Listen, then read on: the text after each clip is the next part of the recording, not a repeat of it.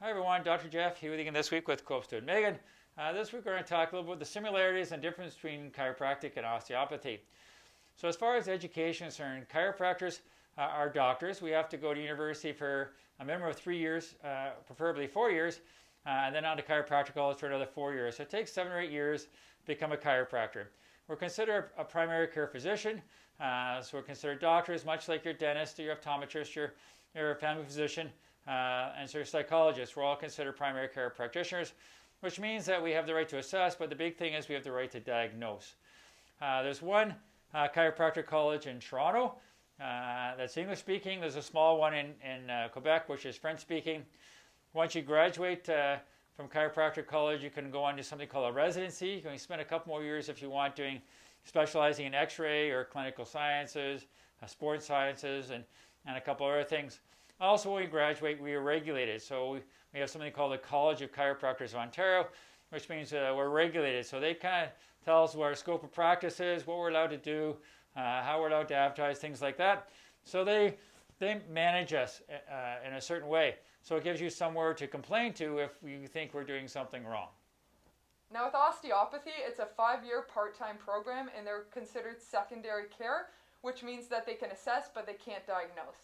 And Osseo has one school in Hamilton and one school in Toronto, so 2 schools in Canada. And when students graduate, there's actually no college regulating them, which can create some problems with insurance billing.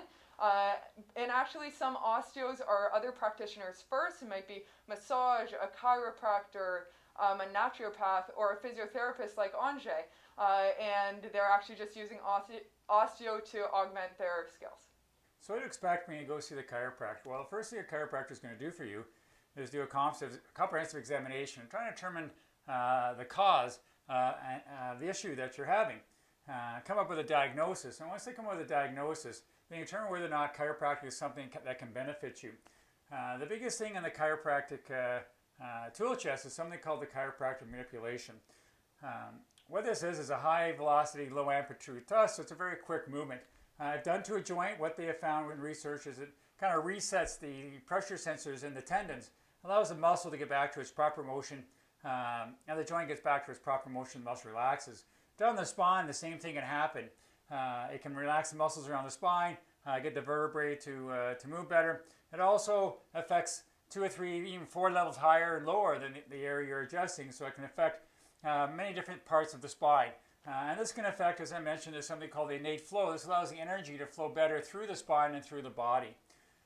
If done higher up in the neck, it can actually be found to affect your frontal cortex, this part of your brain. And they found that by doing those adjustments, they found people get better memories or helps with anxiety, mood, movement.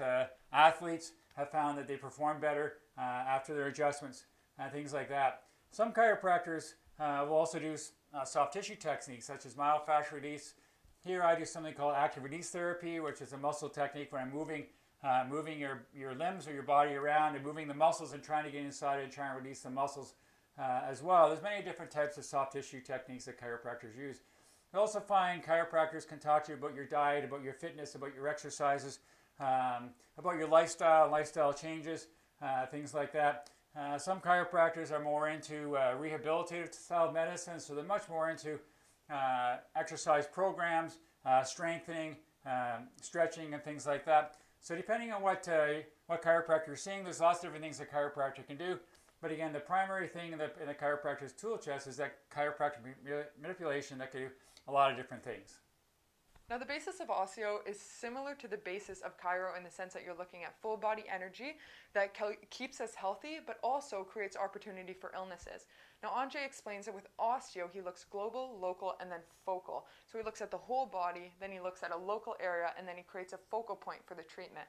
And that focal point he finds by palpating and figuring out what actually is wrong with the body, and then uses different tools to help balance the energies and promote self-healing.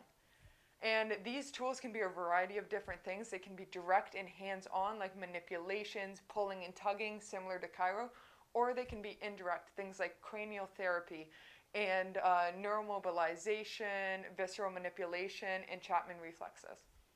So if you have any questions about anything we talked about today about chiropractic or osteopathy, about what we do and our similarities or differences, you can always talk to us on the email, jgoldsby@goalswellness.com, or you can talk to us on Facebook.